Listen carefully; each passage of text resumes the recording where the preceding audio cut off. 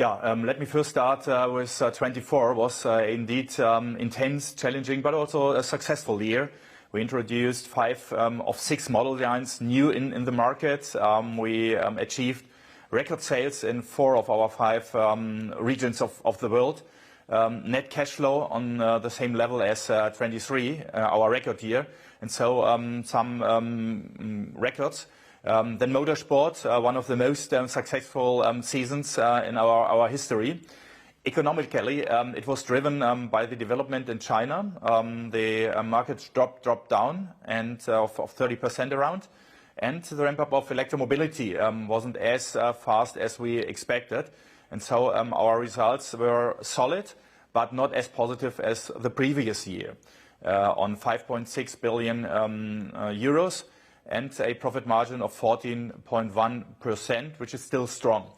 So what we have done to adapt our strategy in terms of the market developments and especially the ramp up of electromobility, and investing more now also in combustion engines and hybrids in our core segment, 911 for example, but also hedging in segments of SUV, but also continuing in investing in electromobility. And these expenditures will put a bit pressure for this year. Our expectation in terms of profit margin is between 10 and 12%, being able to accelerate in the further years.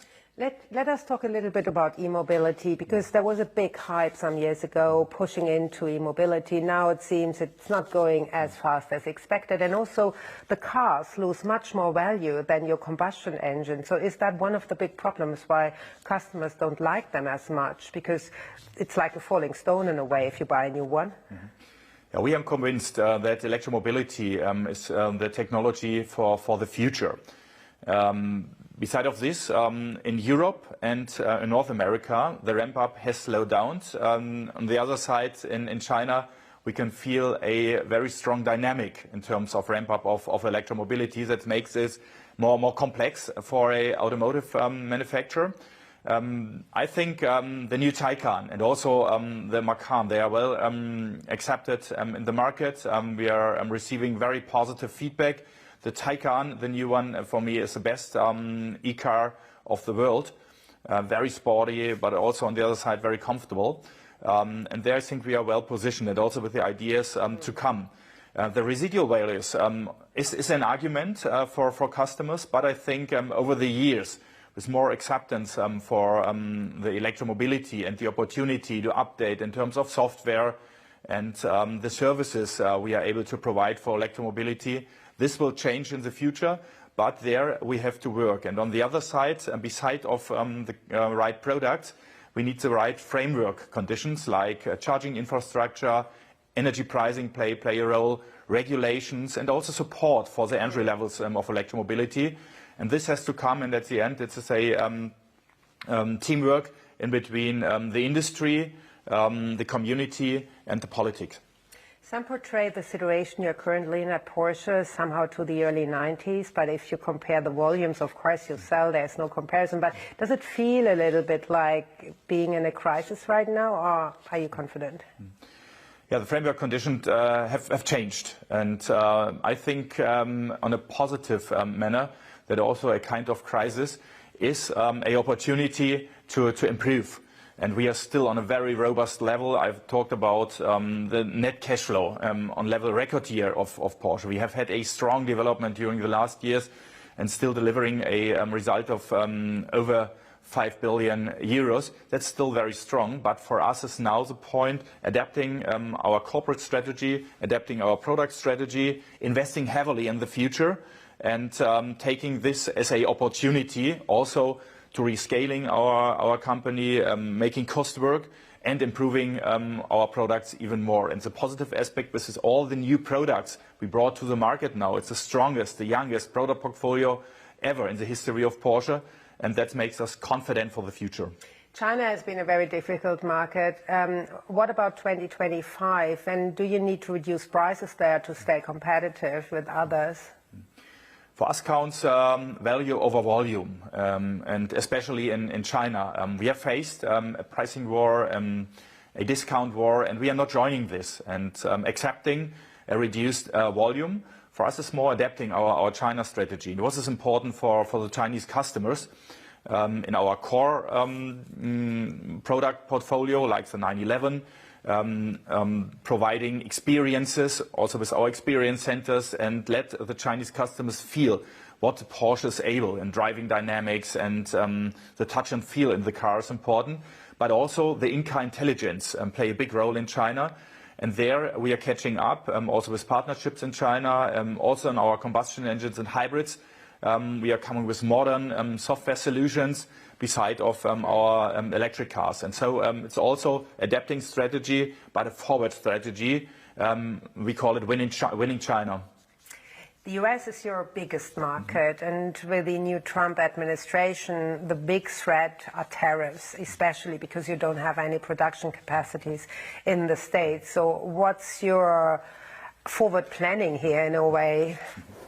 Yeah, we have many fans in the US as our second home. We have sold over 76,000 units. The strongest models are the SUVs, Cayenne, Macan, and the 911. And we are expecting that there will come a approach in terms of tariffs. And there we are standing for free world trade as a global company. And my hope there is that there will come an agreement in between Europe and the US, because also the US has got interest in a trade in between US and Europe, especially beside of all the goods. When you think the digital trade we have in the trade balance play a role, and there I'm counting on a fair solution in between the regions. On the other side, we are investing heavily in the US in terms of partnerships, services, our own organization, our dealer network. We are employing many people in the US. And beside of this, being connected to the Volkswagen Group. Volkswagen Group is investing over 15 billion euro in the US, the plant in South Carolina, in Chattanooga, the new partnership with Rivian, where Porsche also is connected. And this should play a role when it comes to a fair agreement there. Yeah. And so I'm counting on a rational solution at the end. So you're hoping to jump under the Volkswagen umbrella when you want to sell your cars in the US? Yeah, we have an industrial corporate agreement together with Volkswagen, and at the end we are working so close together. And so this should play a role. Porsche activities there in the US on the one hand side, and on the other side, everything we are doing together with Volkswagen. For example, the partnership with Rivian is directly connected, where we are investing $5 billion US. And so this should play a role. And at the end, we should care our customers in the US, our fan base. We do have there our fan clubs. And so I am in a good hope that it will come to a positive solution. Let's talk Germany, because, of course, Porsche is a German headquartered company, and the economy is doing poorly. There's a certain malaise politically, but also economically. What hopes do you pin on the new government? Yeah, we will have a new government very soon, and I think we need the right focus in Germany, focus on research and engineering, what will be important in the future, and then have the right industrial framework conditions, and to support the important industries in Germany. And Germany has great opportunities in terms of trade.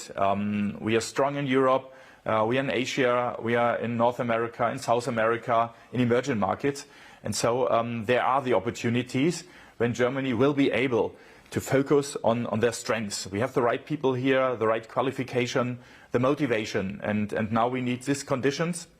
And then I'm in a good hope that Germany will come back maybe stronger than ever before, when we will take the right decisions. We will support the new government with recommendations to do so. And what we are showing right now with Porsche and with Volkswagen, when you're courageous and taking the right decisions, you will be successful. And that should be a signal also for Germany.